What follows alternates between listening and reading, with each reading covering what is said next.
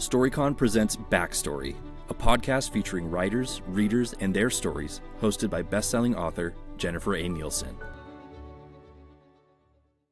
Thank you for joining us for the Backstory podcast. This is season 2, and we are so thrilled that you are here and joining us. If you enjoy this podcast, please follow it. And we always appreciate your ratings and reviews. Our guest today is my friend, but also somebody I deeply admire as an author. Welcome, Trisha Levenseller. Hi, guys. Thanks for having me. Oh, thank you very much for being here. I'm going to read just a brief bio because I think it'll give us a little insight.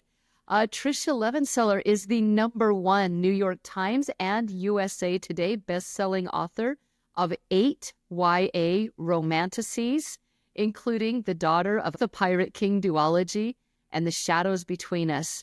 Her books have been translated into 20 languages and counting. Trisha grew up in Oregon, where she spent her childhood climbing trees and playing make-believe. She now lives in Utah with her bossy dog, Rosie, that we may or may not hear occasionally in the background. And this is where she writes full-time. When Trisha is not writing or reading, she enjoys putting together jigsaw puzzles, playing video games, and finding tasty restaurants to frequent. So Trisha, did we just sum you up? Oh, absolutely. That's anything exciting about me right there. All right, we've done it. We've got all the... Yeah. But since you mentioned it, I do have to ask, favorite video game to play? Okay, so it changes. Right now, I'm obsessed with God of War. I just discovered it. Love the gameplay, love the puzzle element. I love any game with like a puzzle element. So like Tomb Raider. I've even gotten into a little bit of Resident Evil, a little survivor horror. But my fallback is always Sea of Thieves because I get to be a pirate on the internet, and who doesn't want to be a real life pirate? So. Really, truly, don't you feel like everybody sort of wants to be, I think just so. pirate for a little while? There's no way I'm the only one, right? No, I think it's almost like a universal, yeah. Good. Yeah. Excellent. Excellent. I want to, all of that. So now that we've agreed we all want to be pirates, you exploded onto the scene, I feel like, with Daughter of the Pirate King. What was Thank that you. like for you? Just, oh my gosh. all of a sudden, it is just such a big, popular book. Yeah, so it was my debut. It came out back in 2017, and I can't believe that people are still excited about it. And when it came back, it was really exciting. As you know, books don't always have a long shelf life. So to have something that was so special to me because it was my book that broke me out into the publishing world, suddenly get read again by lots of people and have lots of people talking about it. It was so exciting and so validating. I'm sure you remember what it's like trying to get your first book published, how hard it is, how agonizing it is, and to have people really get excited about that book, the one that broke you in. It was amazing for me, and I still love to hear people talk about it. Oh, absolutely, because it's brilliant. What was the moment? Was there a moment when you're like, I think this book is going to do really well? So it was my 4th book that I wrote, but my first one to get published. I don't know that there was a moment so much as after the first 3 went nowhere. I had an agent, but the first 3 couldn't break acquisitions, couldn't get past the acquisitions board at publishers. I decided I was going to sit down and write a book just for me. I wasn't going to think about the market. I wasn't going to think about what my agent wanted. I wanted to write something that was for teenage Trisha. And so I sat down and I put everything that I love into a story, the action adventure, the humor, the romance, all that fun stuff. And I wrote a book just for me. And I think that when you do that, the passion comes through on the page, and it's more likely to be a book that'll appeal to other people as well. Yeah. All right. Since you mentioned it, let's talk about teenage Trisha. Okay. Uh-oh. Teenage Trisha, just in general, what were you like? Oh my gosh. I was very shy, which people are really surprised to hear, but super, super shy. Wasn't sure of my place in the world, but I was also a jock. I did all the sports. I was MVP on my volleyball and basketball teams. I grew up in a tiny school, so it was kind of like if you did one extracurricular, you kind of had to do them all so that they actually existed. So I was also in band. I played the clarinet. Let's see, what else? Maybe those were the only 2 things my school offered because they were so tiny. But yeah, big into the sports scene. I got really good grades. I was really motivated to do well in school. But once I discovered reading and I was done with, my practice for the sports things and everything, I came home and I did my homework as quickly as I could so I could get back to reading. Okay, but you weren't always a reader. No, I was not.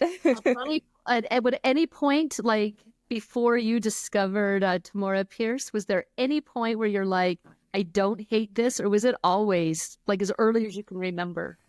I mean, I think there was the occasional, there might have been the occasional exception. I do believe I did stumble upon Gail Carson Levine's Two Princesses of Bel-Air, and I remember that one having an impact on me.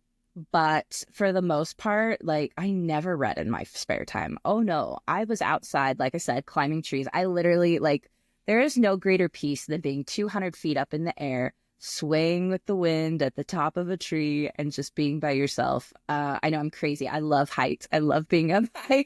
And that was something that I would just do regularly to just feel, I don't know, feel peace, feel one with nature, whatever you want to call it. I would do that. I'm the oldest of 5. I would make my brothers and sisters play games with me and pretend that we were the heroes in our favorite movies and TV shows. My favorite as a kid was Darkwing Duck. So I was always Darkwing Duck and everyone else got to be the side characters.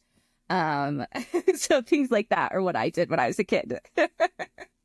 Do you think you were a writer with that kind of imagination before you knew you were a writer?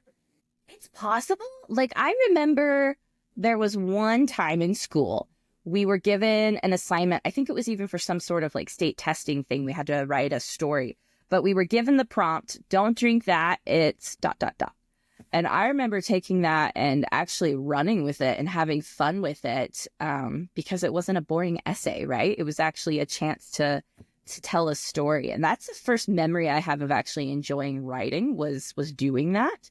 But that was the only thing I can think of, like pre-teenage me, that there was any sort of writing involved. Yeah. Okay, so now as a writer, you say you write romantasies? Yes, now that term is becoming a thing, I'm like, yeah, that's absolutely what I write. And I love that I can call it that. Yeah, no, it is. It's a thing. So tell us how you view that genre definition. What is that to you? Absolutely. So romantasy is definitely a story that has a prominent fantasy plotline and a prominent romantic plotline.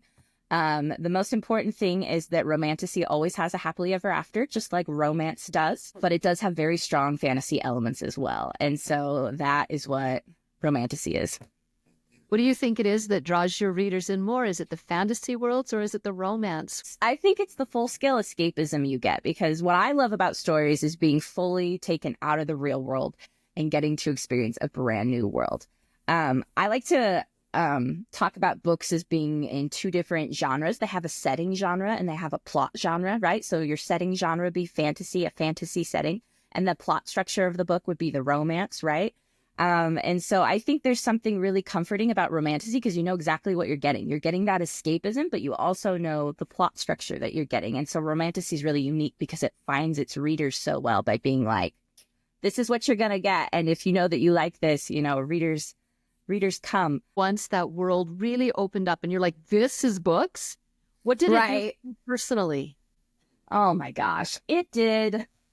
So I mentioned that I love romance. And one of the things that I love the most about romance is that it takes 2 broken people and then it heals them and then they can be together. Sometimes they help heal each other. Sometimes not. Sometimes it's individual.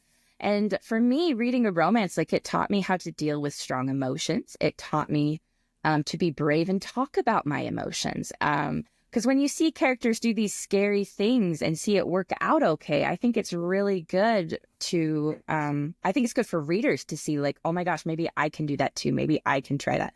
Obviously not in this exact same situation, but in my own life. So I think it really taught me that it's okay to internalize your emotions really well and to talk about them and to try and heal any of the hurts that we have in our lives. I think romance is really unique in that way.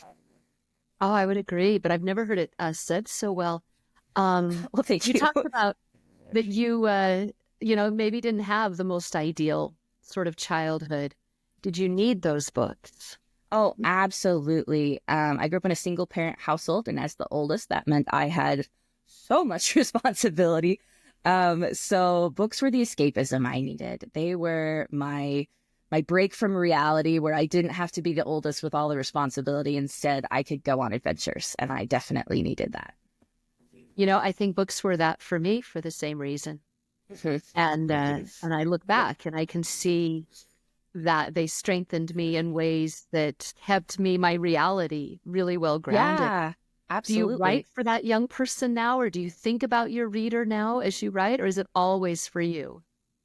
I definitely do a little bit of both. I mean, the books obviously have to appeal to me on some level, but it's also writing for younger Trisha. My book, Blade of Secrets, is about a girl with social anxiety who has to go on an adventure and save the world. And I was a socially anxious teenager who almost had crippling social anxiety at points. I couldn't leave my house without my body going into fight or flight. And so getting to the point where it was okay to write a book about a girl who saw the world the way I do was really, really cool. So that one I definitely wrote for me. And of course, I'm obviously not the only person in the world who experiences those things. So as a result, it got to be for other people as well. And I think when we do that, we are, in a way, providing books for other people like us, even when we're trying to write for ourselves. It just kind of happens. Have you heard back from fans about that? I have. Yeah. I've had a lot of readers reach out and be like, wow, this was really accurate. And I'm like, it's because I experience it. And others like, thank you so much. I've never seen myself in a fantasy book. That's the other thing. A lot of contemporary books deal with issues like this. We don't see them very often in fantasy books. So I think it's really fun to get that kind of combo too. That's totally true. Like, that, and I think it just adds to the realism of your characters. Like, yeah, yes. They are fighting this mass epic level sort of evil. Also, it's really hard for them to talk to people sometimes. And that's okay. That's yes. Okay to blend those.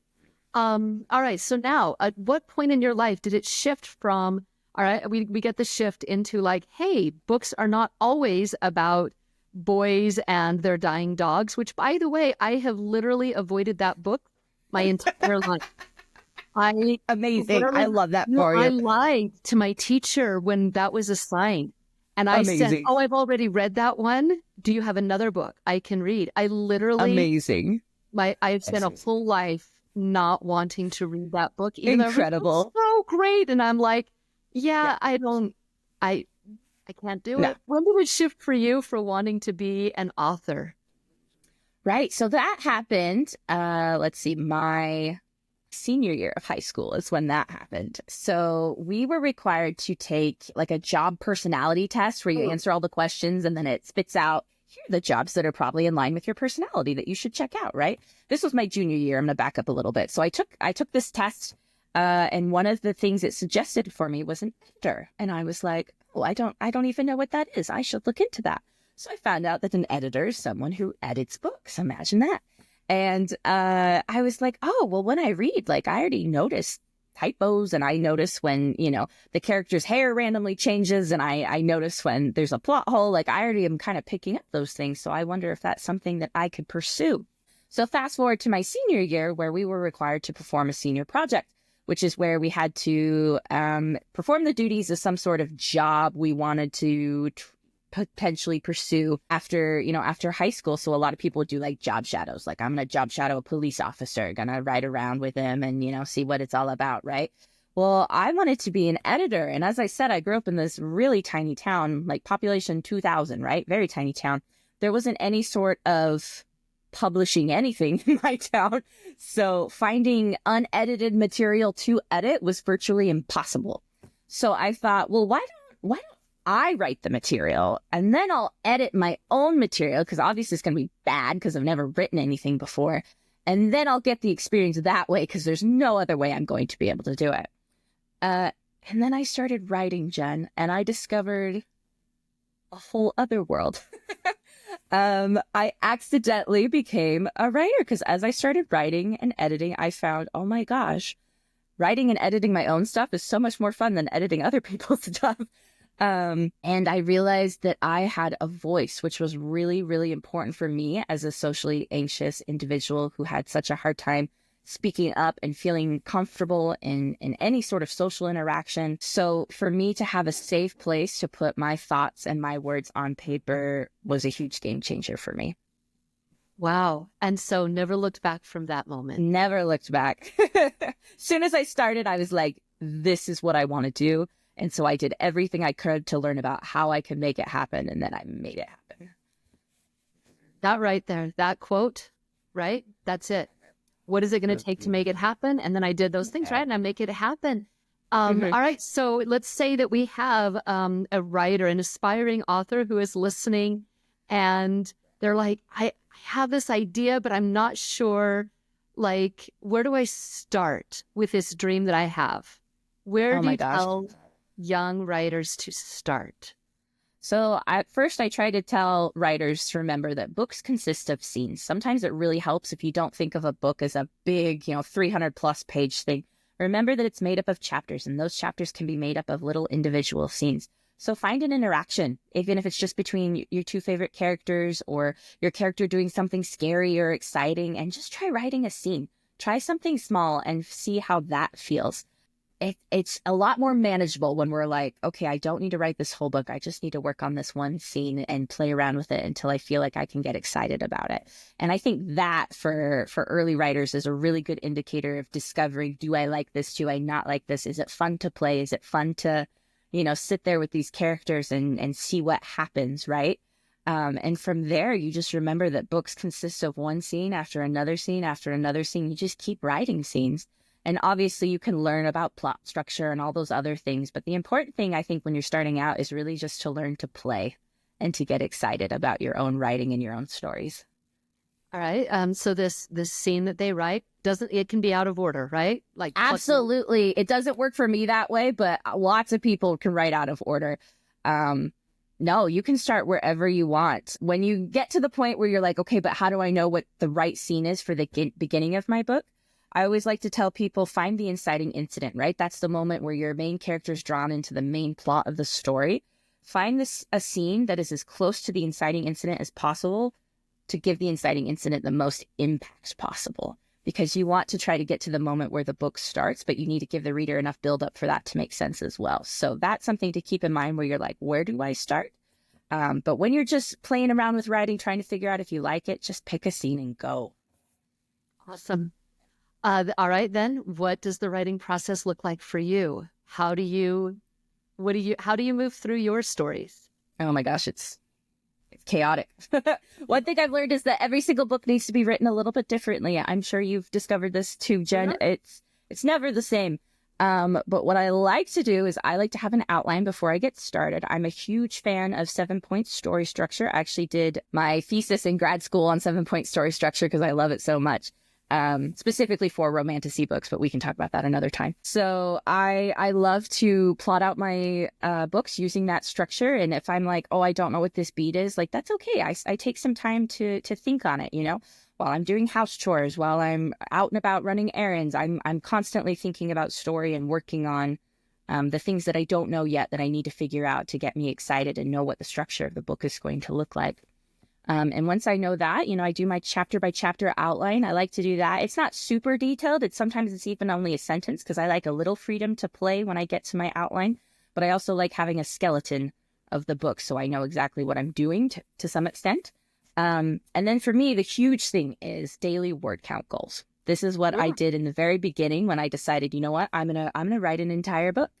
If I just write 1,000 words every weekday, I will have a book in, 4 to 6 months. So that's what I did. That's what I continue to do. I normally have to do a lot more than 1,000 words nowadays, but I find that if you break down your big goals into smaller goals, it's a lot more manageable. And that way you can feel accomplished. It's really hard to be like, oh, I can't get excited until the book is done, right? But you can be like, oh, I hit my 1,000 words today. I'm done, right? So it's a good way to feel like your work day is over. And like you accomplished something. Yeah. Does writing ever feel like work to you, or is it every day? Okay, who's talking about? Yeah. No, I will say writing was a lot more fun before it was my job. And so one thing I really like to tell early writers is never take for granted the time before you're published, because you have absolute freedom to write at the speed that you want to write at, to write the stories that you want to write without any sort of audience in mind, which is really, really nice. So don't take that time for granted. it doesn't become not fun anymore once you're published. It's just kind of different. You do have to think about the market a little bit more. You have to think about your editor a little bit more. You have to meet deadlines and write a little faster than you'd like to a lot of the time. So it's definitely not that it's not fun anymore. It's definitely different and it's more stressful, I would say. I would agree. I saw a graph once and it was like in a circle. And at first, Okay. it has the aspiring writer who's like, oh, I envy established, or Right. they've broken in.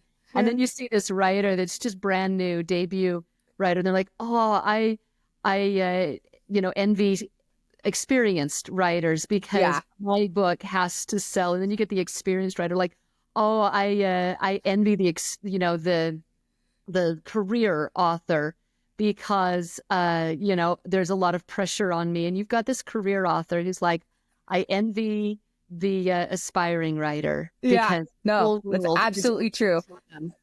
Yeah, it's 100%. always resonated. Like we always kind of look ahead and like, oh no, that's where you've made it. And that's not a thing. Nope, certainly isn't. How do you deal with writer's block, Trisha? So I find that writer's block comes from one of two things. Either you don't know what happens next, or you know what happens next, but you don't want to write it. At least that's the case for me. So if it's the first instance, I like to have my outline in advance so that doesn't happen. But sometimes things still crop up where I'm like, ooh, I don't know exactly how to execute this scene. And if that's the case, I'll take a day and I'm like, okay, instead of hitting my 1,000 or however many words today, I'm going to have a plotting day. And instead of so I look up at my computer to write and I plot down in a notebook. And there's something about that switch that helps my brain go from one mode to the other. So I'll have a day where I just sit there with my notebook and I'm just going to plot out all the different ways that scene could play out. I remember what I'm trying to build up toward. And I will just sit there, go for a walk, let things simmer, do what you need to. But it's okay to take some time because being creative is part of the writing process. It's hard because it's like, oh, I can't turn in any of my thoughts to my editor, right? But sometimes they're very, very necessary to make sure that you're writing the book the way that you want to. So that's my solution if the first problem is what's happening for you. The second thing, if you have a scene that you know you need to write, but you don't want to, I always say it's important to ask yourself, how can I make this scene fun for me? Do I need to add a kiss? Do I need to add an explosion? Do I need to add something to create more tension between the characters so that it's exciting and it gives it a little bit more faster pacing, right? So I will go through and see what makes sense for the story to suddenly make me excited to write that scene. You do that, and you mentioned it without using, the same phrases in my mind that I'm going to ask you about, but it's about raising the stakes. Yeah. And it sounds like that's what you're talking about is if it's a scene that you're not excited about, you're going to find a way to raise the stakes for your character. Is that your approach? Yeah, I wanted to give an example, but I wasn't sure if it was appropriate. So how about I give you the example and you can cut it if you're like, that's not appropriate for my podcast. Okay, fantastic. So an example I like to use is in my book, The Shadows Between Us. There's an instance. So that's about a girl who sets out to woo the Shadow King, marry him, and then kill him so she can take his kingdom for herself. Very ambitious young lady. And there is a scene where I needed to get some politics across. And so I needed to have the two main characters talk politics. And I was like, oh, this is going to be so boring. And then I thought, okay, what can I do to make this scene exciting? What's a good way to get this information across and have it be fun for me and obviously have it be more fun for the reader because the information's got to come across. And then I thought, okay, what about if my characters were naked? What if I write a skinny dipping scene where these two teens are off skinny dipping and they have the conversation in the water? Suddenly, there's lots of romantic tension in this scene. And other things are happening besides the political talk. And all of a sudden, I was so excited to write that scene. It's very proper. They don't peek or anything. It's just like happening, right? But all of a sudden, this scene was just infinitely more exciting to write. And I got the information across while also doing more things at the same time to make it entertaining for me. So that's my example. No, that's great. That is great. Right? Good. Because you're reading it on so many layers and like all of a sudden there's all of this nuance with all of the politics themselves. Yes. This is why you're a #1 New York Times bestselling. Skinny dipping. It's the secret. Skinny dipping. There is not enough skinny dipping in books. That quote is going to get me in trouble one day.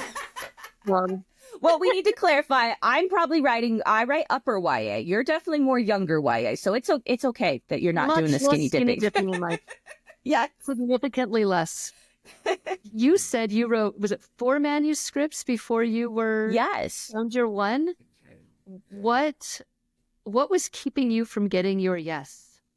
Oh, that's a great question. So book #1 was a Hades and Persephone retelling.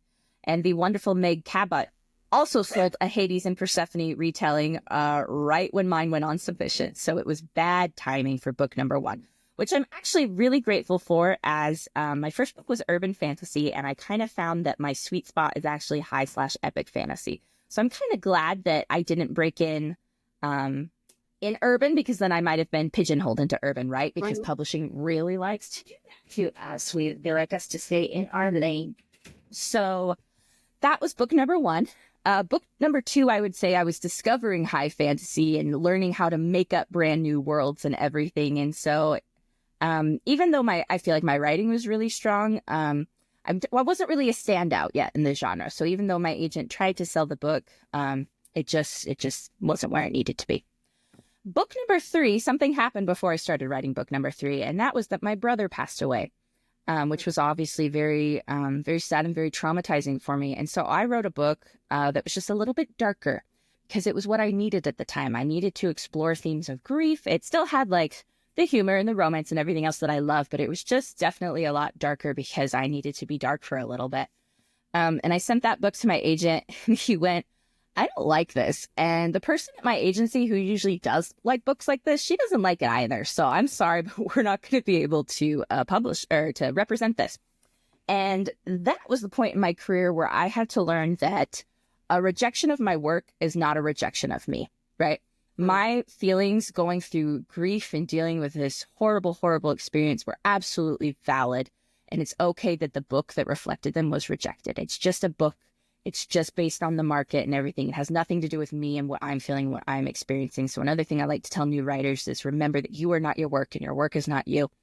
And it's okay if one gets rejected. You are still valid, and what you do is still valid. It's a very important lesson to learn.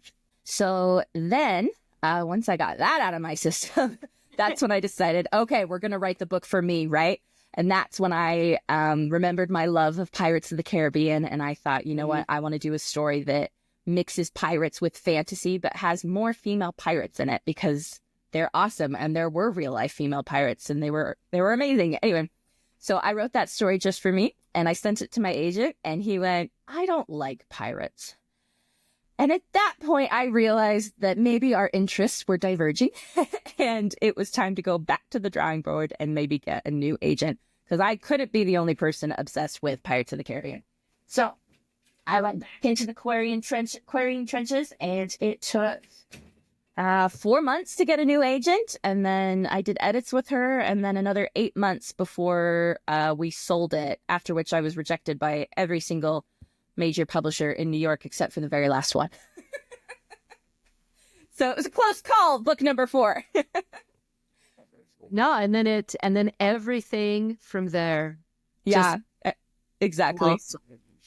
Don't you kind of wonder about the editors who said no, who were like, oh, yeah. Sometimes, but also it's like if they didn't like it, they didn't like it. You know what I mean? It wasn't their I had a lot of people tell me, like, pirates belong in middle grade. They're supposed to be like the bumbling, idiotic villains in middle grade. I had people tell me pirates aren't sexy. And I was like, what are you talking about? Have you seen Jack Sparrow? What are you talking about? Pirates are absolutely sexy. So I don't know. I ran into a whole bunch of, I guess, no, it's not that nobody had done pirates before, but I think the kind of pirates I was doing in YA, we hadn't really seen before. So it was risky to try something new, right? We'd seen pirates as the love interest in adult romance, and we'd seen them in middle grade. We hadn't really seen them to that extent in YA. So it was a risk, but it was a risk that paid off. So I'm really glad about that. Yeah, exactly that.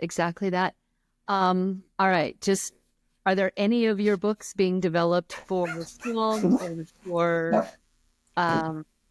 streaming. So sorry about that. Rosie's No, very vocal. love She wishes. Rosie wishes we had books being developed for film or anything like that. As yet, no. But I think a lot of that is that my earlier works never did hit any of the big lists. It was my more recent stuff that hit the Times. And, well, obviously that's not the only reason. We've had lots of interest, but nothing that has panned out yet. So I really hope that'll change. But I'm also, I mean, every author dreams of having their stuff adapted, but I'm also so happy just to have this career and get to do what I want to do. So anything extra is just, you know, sprinkles on the cake. Absolutely. All right. If something were to be developed, what would be the one you would want to land on that producer's desk? Oh my gosh, definitely Daughter of the Pirate King. Just because, again, it was my first, and I don't know, I think it would be, like, we don't have Pirates of the Caribbean anymore, right? That's done. I want another pirate series to see on the big screen. So a Daughter of the Pirate King TV series, I think, would be amazing, and I would really love to see that someday. All right. If anybody knows the phone number for Hollywood, give them a call and let them know. But fascinating to me, Trisha, is that, you mentioned this earlier, that YA fantasy, it is a very difficult field to stand out in because it's crowded with a lot of brilliant books. Why? So much brilliant work. It is. But you stand out. Why? Oh, thank you. Why? That is a great question, Jen. At the risk of sounding conceited, I spend a lot of time reading my genre, like dozens and dozens of YA fantasy a year. I pay attention to the bestseller list and what's trending among readers, and I read those books so that I can see what is appealing to large amounts of readers, so I can know.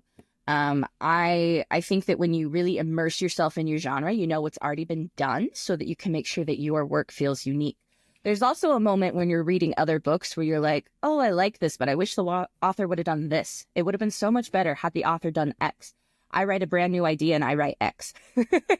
I don't know if you've ever gotten an idea by that way, but I also pay attention, like I subscribe to Publisher's Lunch, and I am paying attention to books that are upcoming and what they're selling for and things like that. So I think by making sure that you have a business mind at the same time as having a writer's mind, it just helps you get a little bit of an edge.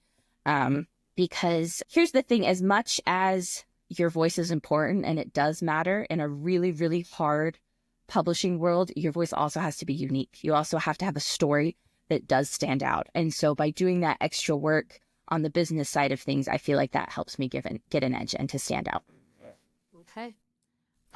Any tips for world building? You're so good at the world building. Oh, thank you. I actually think I really struggle. I have aphantasia, so I don't see pictures in my head.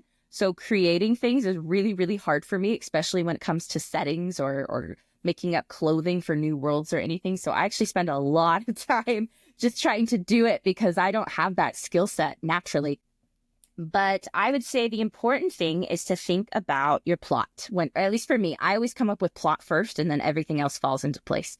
But I think about plot. So, for example, let's go with Warrior of the Wild. That was my next book, a standalone fantasy after Daughter of the Pirate King. I was so sick of writing swashbuckling scenes after Daughter of the Pirate King. Don't get me wrong, I love a good sword fight, but I'd written so many in that duology. I was like, I can't do it anymore. So I want to write another action adventure, but it can't be swords. And that's when Gimli popped into my head with his big battle axe. And I thought, what if I did battle axe battles instead? Wouldn't that be so cool?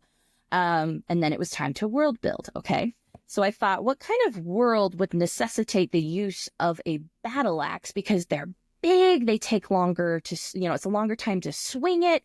They're kind of awkward. Like, why would you use that instead? And so all my world building stemmed from that question. So like I created monsters that have these tough exoskeletons. And the only way you can pierce through that tough exoskeleton is to swing an axe. Even their like flora, like the trees and everything have extra thick bark. They need hardier weapons to like get through just to chop their firewood. So everything in the world stemmed from my desire not to write sword fights. But I feel like when you know certain things about the plot and what you're kind of doing, you can world build from there and ask yourself questions to find out what makes sense to build something that works. Okay. There we go. That's the tips. I think I've learned that though from you, that you have your element that you want to keep or that you want to work in, then you're going to start to build your world around it. Trisha, if someone was listening to this, they were wondering if they could one day be published too, what would you say to them? Oh, absolutely. It is only the writers who quit who never make it. All right. No quitting. No quitting. I kind of hinted at this earlier, but I want to ask again. Is there any fan interaction that stands out for you? Something you will always remember? Yeah. So this is probably not what you're looking for, but this was fabulous. There were these identical twin girls, teenagers, which I always get so excited when there's actual teens in my signing lines because most of my readers are actually adults. So when it's an actual teenager, it's really special for me. But there were these identical twin girls with their parents behind them, and they were talking about how much they love the books, which was so fun. And then their parents were like, okay, we're going to buy 2. And I was like, you don't share? And they're like, no, we don't share our books. And I just thought that was so stinking hilarious that these 2 twin girls who shared probably a lot of things, they did not share their books. They had to have their own individual copies. And I just thought that was so fun. And that has stuck with me. I think it's awesome that the parents supported that. They're like, yeah, you need your own books. You need your own books. Absolutely. What have you read recently that you are like that from another author? That is brilliant writing. Oh, okay. I've got one. I recently read Den of Liars by Jessica S. Olson. It comes out this July. But oh my gosh, it's so fun. It's got so much betrayal and friendships and all those fun things. Character interactions. I live for character interactions. She also does a little bit of like aerial stuff, like with the hoops and the silks and things. And she's woven that into the story, which is so cool to like learn a little bit more about that world. Right. It's got a great romance. It's got a super cool magic system. I just highly recommend it. So Den of Liars by Jessica S. Olson coming out this year. Top of my reading list. Well, second to the top of my reading list, because I also have to ask, what is next for you? Okay, so I'm actually deviating from YA a little bit. I've got my first book for adults releasing this year that I'm really excited about. It's probably not going to be your thing, Jen, but I'll tell you about it. I really wanted to play around with the idea of gender roles and how to find equality in a relationship when there's so much inequality in the world. And so I created this world in which there's a shortage of men. They tried to rebel against the matriarchy and they lost. And so they lost their lives as well. So any women from this kingdom, should they want a husband, have to go and kidnap a husband from a neighboring kingdom and bring him back. And it's a clash of cultures and I don't know, it's just a lot of fun. So that is my ridiculous debut adult romantasy. It's called What Fury Brings, and it comes out this September. Cover reveal is coming by the time this podcast airs. It will be out there, so go look for it. What Fury Brings. Yes. And yes, that is absolutely going at the top of my reading list. Fantastic. Trisha, I want to thank you for your time here with us today, and for your wisdom and for your enthusiasm and your energy, and for a few sneak peeks at your cute little puppy. Of course. So thank you so much for having me. This was lots of fun. It's always a joy to chat with you, Jen. Thank you so much. So the Backstory podcast is produced by Eric Anderson. Mary Denton Taylor is our co-producer, and Elena Beck does the editing. Aaron Hall is the voice that you hear before and after this podcast. I'm your host, Jennifer A. Nielsen. You can learn more about me at my website, jennielsen.com. And Trisha, where can we learn more about you? Just my name, trishalevenseller.com. All right. Thank you all very much, and we'll be back next week. Thank you for listening to Backstory. If you'd like to enjoy more episodes, visit us at storycon.org/backstory. That's STORYCON.org/backstory.